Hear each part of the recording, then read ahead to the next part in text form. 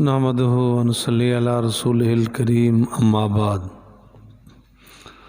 سورہ بنی اسرائیل آیت نمبر 1۔ سبحان الذی اسری بعبدہ لیلا من المسجد الحرام الی المسجد الاقصی الذی بارکنا حولہ لنریہ من آیاتنا انہ هو السمیع البصیر۔ صدق اللہ العظیم۔ معراج کے واقعے کو منوانے کے لیے اللہ تعالیٰ نے سبحان سے شروع کیا ہے۔ عرض کیا گیا کہ سبحان وہ طاقت ہے جہاں ساری طاقتیں ختم ہو جائیں، گویا اس کی طاقت کا آغاز ہو، اس کو سبحان کہتے ہیں۔ کہ جب اتنا بڑی ذات نے معراج کرائی تو کیا مشکل ہے۔ اور سبحان سے ذکر کرنے کے بعد یہ بھی اشارہ کیا کہ جیسے اللہ منزہ اور پاک ذات ہے تو سفر بھی ایسا عجیب اور غریب ہوگا۔ کروایا اپنی قدرت دکھائی۔ آپ نے یہ بھی سنا ہوگا کہ جب اللہ رب العالمین نے انسان کو پیدا کیا تو فرشتوں نے عرض کیا تھا اتجعل فیہا من یفسد فیہا ویسفک الدماء، ایسے کو پیدا کیا ہے جو فساد کریں گے، خون بہائیں گے۔ تو اللہ رب العالمین نے فرمایا انی عالم ما لا تعلمون، میں جانتا ہوں تم نہیں جانتے۔ فرشتوں کی سوچ اور عزم نے بھی جواب دے دیا، آخر کہنا پڑا قالوا سبحانک لا علم لنا، کہ تیری ذات پاک ہے، باقی ایسا۔ سبحان پاک ہے وہ ذات الذی اسری بعبدہ، جس نے سیر کرائی اپنے بندے کو۔ ایک تو اللہ نے سیر کرائی، فوراً عقل کو تابع ہو جانا چاہیے کہ اتنا قدرت والی ذات اس نے سیر کرائی۔ اسرا روح مال جسد چلنے کو کہتے ہیں۔ چلنا صرف روح کا نہیں ہوتا، بدن بھی ساتھ ہوتا ہے۔ قالوا یا لوط انا رسل ربک لن یصلوا الیک فاسر باہلک، کہ رات کے ایک حصے میں چل، تو چلنا روح مال جسد ہے۔ یہ عقیدہ رکھا جائے کہ آپ علیہ الصلوۃ والسلام کو اسی وجود پاک کے ساتھ ہی معراج کرایا گیا۔ یہی وجود، اسی وجود پاک کو اللہ تعالیٰ لے گئے، چلایا مسجد حرام سے مسجد اقصی تک۔ اس کو چلنا کہتے ہیں، سیر کہتے ہیں۔ تو چلے، اسرا بعبدہ، بعبدہ حدیث پاک میں آتا ہے کہ اللہ رب العالمین نے جبرائیل امین کو بھیجا کہ حضور علیہ الصلوۃ والسلام سے جا کے پوچھو کہ تمہیں صفت عبدیت پسند ہے یا صفت بادشاہت۔ تو جبرائیل امین نے آ کے عرض کیا،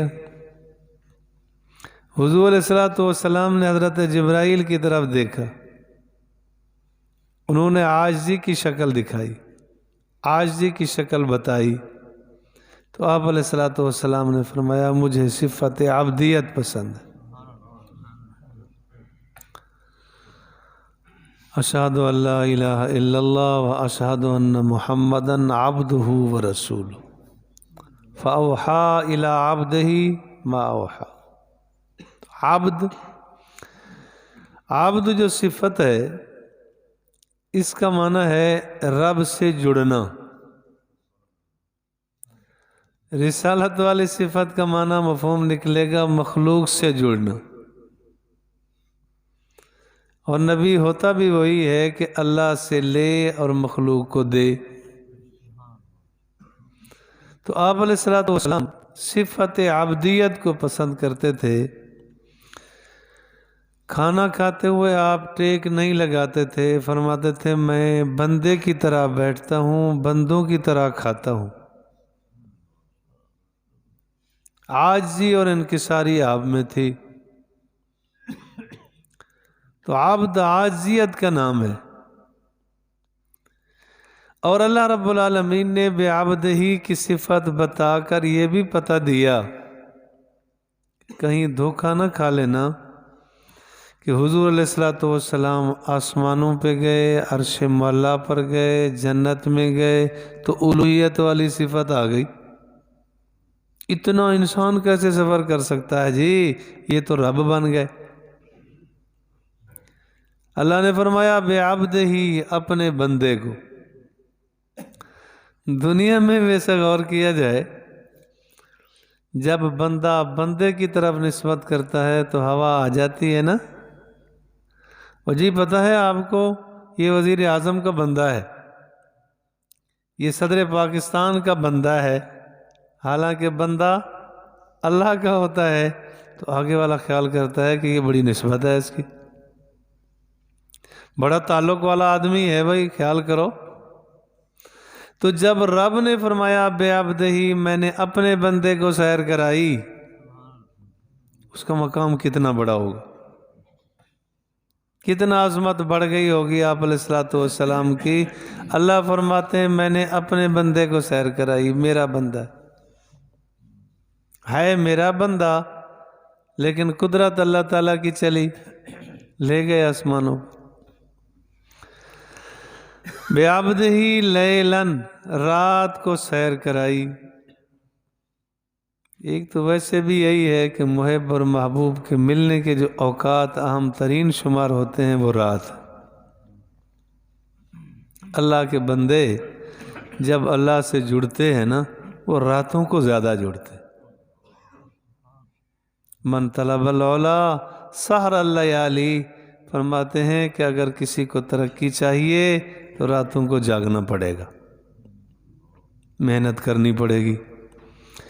یہ بھی حدیث پاک میں آتا ہے کہ جب رات کا آخری حصہ ہوتا ہے، اللہ تعالیٰ اپنی شان کے مطابق، ہم نہیں سوچ سکتے، کما یلی کو بشان ہی، جیسے اللہ کی شان ہے، اللہ اپنی شان کے مطابق آسمان دنیا پہ تشریف لے آتے ہیں، اور اعلان ہوتا ہے حال میں مستغفر فاغفر لہ، کوئی ہے مجھ سے معافی مانگنے والا، میں اسے معاف کروں۔ تو اس وقت ہمارے جیسے پوستی تو لیٹے ہوئے ہوتے ہیں، اور اللہ والے اس وقت جاگ رہے ہوتے ہیں، اس وقت وہ مناجات میں ہوتے ہیں اور اللہ سے جوڑ کے بیٹھے ہوتے ہیں راتوں کو۔ انا انزلناہ فی لیلۃ القدر، اللہ فرماتے ہیں قرآن ہم نے لیلۃ القدر کی رات میں اتارا۔ تو رات کو اللہ نے بڑی اہمیت دی ہے۔ لیلاً، ماننے نہ ماننے والوں میں بھی تو پتہ چلے گا نا کہ کون دیکھ رہا ہے، کون نہیں دیکھتا، کون بن دیکھے مانتا ہے۔ صداقت صدیق کی کیسے ظاہر ہوتی؟ لیلاً پر جو تنوین ہے نا، یہ بھی علماء فرماتے ہیں تکلیل کی ہے، کہ ساری رات نہیں چلے، رات کے کچھ حصے میں۔ بھلا اللہ کے ہاں کیا مشکل ہے؟ اللہ فرماتے ہیں غدوها شہر ورواحها شہر، کہ سلیمان علیہ السلام کا تخت چند لمحے چلتا، مہینے کا سفر کر لیتا، تھوڑی دیر چلتا، مہینے کا سفر ہو جاتا، صبح اور شام۔ تو وہی خدا ہے جس نے حضور علیہ السلام کو سیر کرائی لیلاً، رات کے تھوڑے سے حصے میں۔ باقی یہ روایت تو خیر میری نظر سے نہیں گزری، نہ کسی مستند عالم سے سنی، کہتے جی حضور علیہ السلام معراج کے لیے تشریف لے گئے، وضو کیا تھا، پانی بہہ رہا تھا، واپس آئے تو ابھی بہہ رہا تھا۔ دروازے سے نکلے تو کنڈی کھٹک رہی تھی کہ جی واپس آئے تو ابھی کنڈی کھٹک رہی تھی. وہ دروازے سے تو گئے نہیں، وہ تو چھت پھاڑی گئی. دروازے سے گئے جو کنڈی جو کھٹکی تو واپس آئے ابھی کھٹک رہی تھی. اللہ عالم. بے عبدہ لیلن، اللہ نے رات کو سیر کرائی. محب اور محبوب کی ملاقات کا وقت رات کو ہم ہے. من المسجد الحرام الی المسجد الاقصی، مسجد حرام سے مسجد اقصی تک. حضور علیہ الصلوۃ والسلام جب بھی سفر فرماتے تو مسجد سے شروع کرتے. جب سفر ہوتا مسجد تشریف لے آتے، 2 نفل پڑھتے، پھر سفر شروع کرتے. حدیث پاک میں آتا ہے جب واپس آتے تو آپ پہلے مسجد تشریف لے آتے، شکرانے کے 2 نفل پڑھتے، پھر گھر تشریف لے جاتے. حضور کی ابتدا بھی انتہا بھی سفر کی مسجد سے، اور میں اور آپ اپنے گریبان میں جائیں گے کہ ہماری سفر کی ابتدا کہاں سے انتہا کہاں تک. مسجد کو تو ہم کچھ سمجھتے نہیں نا. میں اکثر یہ شکوہ کیا کرتا ہوں کہ اگر کسی کا ملازم ہے، چپڑاسی ہے، یا اس کے بوٹ صاف کرتا ہے، وہاں اس کے دروازے پہ جھاڑو دیتا ہے، اس کو اگر پوچھا جاتا ہے تو وہ بڑے فخر سے کہتا ہے کہ میں فلاں کا ملازم ہوں. آگے والی کہتے ہیں اچھا ڈی سی صاحب کا، ڈی ایس پی صاحب کا. واہ بھائی واہ. اگر کوئی کہتا ہے نا کہ جی میں مسجد کا خادم ہوں، انہوں نے کہا جی وہ بات ٹھیک ہے آپ کی، لیکن کام کیا کرتے ہیں؟ وہ کہتا ہے جی مسجد کی صفائی کرتا ہوں، اذان دیتا ہوں. اور یار بات ٹھیک ہے تیری، لیکن تو بتا تیرا کام کیا ہے، کاروبار کیا ہے؟ یعنی اس کام کو ہمارا مسلمان کام سمجھنے کے لیے تیار نہیں. اس کو کوئی کام بھی نہیں سمجھتا کہ یہ بھی کوئی کام ہے. لیکن جبکہ آپ نے یہ حدیث بھی سنی ہوگی کہ ایک عورت مسجد نبوی کی صفائی کیا کرتی تھی، جب موقع ہوتا آ جاتی صفائی کر لیتی. کوئی دن نہیں دیکھی. آپ علیہ الصلوۃ والسلام نے فرمایا وہ ایک عورت آتی تھی، کچھ روایت میں مرد کا ذکر بھی ہے. عرض کیا گیا جی ان کا انتقال ہو گیا. تو حضور علیہ الصلوۃ والسلام نے فرمایا وہ مسجد کی خادم تھی، اس کی قبر پہ تشریف لے گئے. مسجد کی خادم. ہماری نظر میں کچھ بھی نہیں. اللہ اکبر. من المسجد الحرام الى المسجد الاقصی، مسجد حرام، مسجد اقصی. مسجد اقصی سب سے پہلے تو یعقوب علیہ السلام نے بنائی، پھر داؤد علیہ السلام نے بنائی، پھر سلیمان علیہ السلام نے بڑی شان شوکت سے بنائی. اور اقصی کا معنی ہوتا ہے کنارہ، دور. تو مسجد اقصی کو اقصی بھی اس لیے کہا جاتا ہے کہ مکہ مکرمہ سے مسجد نبوی کی نسبت دور ہے. کہ مسجد حرام سے مسجد نبوی گئے وہ قریب ہے، اور مسجد اقصی دور ہے، اور ایک کنارے پر ہے. تو عرب کی سرحد کے کنارے پر ہے، شام میں ہوئی. من المسجد الحرام الى المسجد الاقصی، مسجد اقصی تک سیر کرائی. کئی مقامات پر رکے، عرض کیا گیا. اللہ فرماتے ہیں الذی بارکنا حولہ، کہ وہ مسجد بارکنا ہم نے برکت رکھی ہے اس کے اردا گرد. اس کے اردا گرد ہم نے برکت رکھی.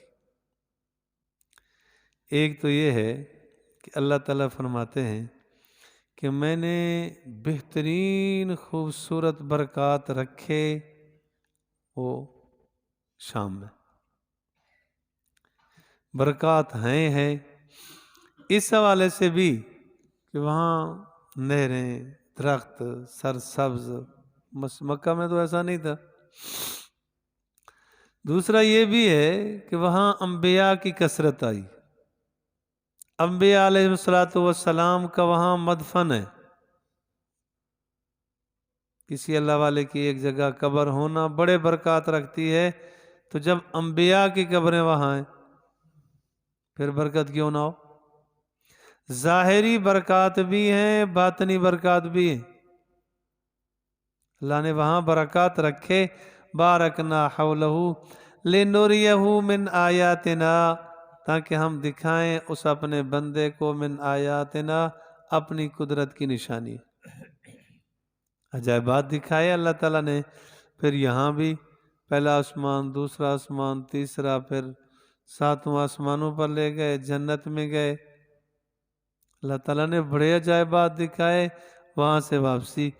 پھر یہ کوئی کم ہے کہ 1,24,000 یا 2,24,000 یا جتنا نبی تھے، سب سے پہلا نبی آدم علیہ السلام، سب سے آخری نبی جناب رسول اللہ تک، سارے نبی ایک جگہ، ایک اللہ والا کسی جگہ چلا جائے دیروں تک برکات نظر آتے ہیں، دور تک، دیر تک، اور اللہ تعالیٰ دکھاتے بھی ہیں۔ واقعہ ذہن میں آیا کہ عبید اللہ سندھی رحمۃ اللہ علیہ نے عرض کیا حضرت تھانوی سے، آپ سفر کر رہے ہیں، میں آپ کے ساتھ چلتا ہوں، چلے۔ حیدرآباد کا سفر تھا، تو جس وقت بہاولپور سے آگے سما سٹا گاڑی پہنچی نا، ٹرین پہنچی، اس وقت حضرت تھانوی رحمۃ اللہ علیہ نے فرمایا عبید اللہ کسی اللہ والے کی خوشبو آتی ہے۔ سندھی صاحب کو تو پتہ تھا کہ دین تشریف ہے، اللہ والے بھی رہتے ہیں، نسبت بھی تھی، لیکن یہ بات بھی یاد رکھنا کہ عبید اللہ سندھی رحمۃ اللہ علیہ سندھ کے نہیں تھے، یہ جنگ کے تھے، ان کی پیدائش بھی وہاں ہے، تو اب یہ سندھی کہتے تھے اپنے شیخ کی نسبت سے، تاج محمود امروٹی رحمۃ اللہ علیہ سے بیعت ہو گئے تھے، تو اس نسبت سے اپنے آپ کو سندھی کہتے تھے۔ فرماتے ہیں جس وقت گاڑی آگے آگے آئی، حضرت تھانوی کا اضطراب بڑھتا گیا، جب خانپور ویسے اترنا تھا، کہتے ہیں میں نے تو پروگرام بنا رکھا تھا، ادھر بھی پیغام بھیج رکھا تھا کہ حضرت تھانوی جب خانپور کے قریب پہنچے، کہتے ہیں عبید اللہ اب یہاں اللہ والے کہیں قریب ہیں، اب تم مل کے چلیں گے۔ اترے، ادھر خلیفہ صاحب غلام محمد صاحب رحمۃ اللہ علیہ نے گھوڑیاں بھیجی تھی کہ ان کو لے آؤ، اور پھر ان کو سوار کر کے لے آئے، تو ادھر سے یہ پیدل چلے، دین پشریف نہر کے اس طرف ہی ایک بستی ہے، بستی ابھیچڑ سے کہتے ہیں، یہاں خلیفہ صاحب آئے، سارا جنگل تھا، دائیں بائیں نظر کچھ نہیں آ رہا تھا۔ سندھی سے فرماتے ہیں کہ حضرت تھانوی چھلانگ مار کے نا نیچے اترے، کہتے ہیں عبید اللہ مروا دیا، بس چند لمحوں بعد خلیفہ صاحب سامنے آ۔ یہ اللہ والوں کی نظر ہے، جیسے اثرات اور برکات پڑتے ہیں تو انبیاء ہوتے، انبیاء کے برکات تو سبحان اللہ، کئی بے شمار واقعات ہیں کہ اللہ والے نے قدم رکھا اور کیا سے کیا ہو گئے، برکات آتے ہیں، برکت اور رحمت آتی ہے۔ لِنُرِيَهُ مِنْ آیاتنا اِنَّهُ هُوَ السَّمِيعُ الْبَصِيرُ، بے شک وہ سننے والا، دیکھنے والا ہے، کون مانتا ہے کون نہیں مانتا اس کو پتہ ہے، کیا کیا اعتراضات، کیا کیا عقلیں دوڑائیں۔ ایک واقعہ سنا ہے، پڑھا نہیں، کہتے جی دو شوہر بیوی تھے، بیوی مانتی تھی کہ آپ علیہ السلام کو معراج ہوا، آدمی نہیں مانتا تھا، کہتا نہیں جی نہیں، یہ ہو سکتا ہے، میری عقل ہی نہیں مانتی۔ انہوں نے کہا اللہ تو قادر ہے، ہو سکتا ہے، جو چاہے کر سکتا ہے۔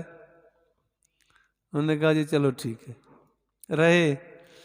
ایک دن اس نے مچھلی لے کے گھر دی، سنا ہے مولانا لقمان علی پوری رحمۃ اللہ علیہ اور کچھ علماء سے، تو وہ مچھلی لے کے گھر دی، کہتا ہے میں یہ دریا پہ نہا کے آتا ہوں، یہ مچھلی پکاؤ۔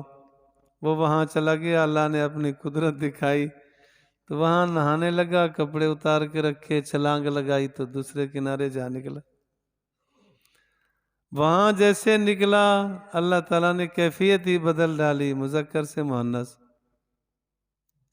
وہاں ایک صاحب سے شادی ہوئی، 6 بچے پیدا ہوئے، پھر اسی طرح کی کیفیت، واپس آئے، کپڑے بھی باقی، ابھی مچھلی پک رہی تھی۔ کہنے لگا مچھلی ابھی نہیں پکی، میں 6 بچے جن کے آیا، 6 بچے جن کے آیا ہوں، ابھی تک مچھلی بھی نہیں پکی۔ انہوں نے کہا ابھی تو جا رہے تھے۔ تو اب اس نے مسئلہ سمجھایا کہ تیرے ساتھ اگر ایسا ہو سکتا ہے تو نبی کے ساتھ اللہ ایسا نہیں کر سکتا کہ لمحوں میں ساری سیر کروا دے۔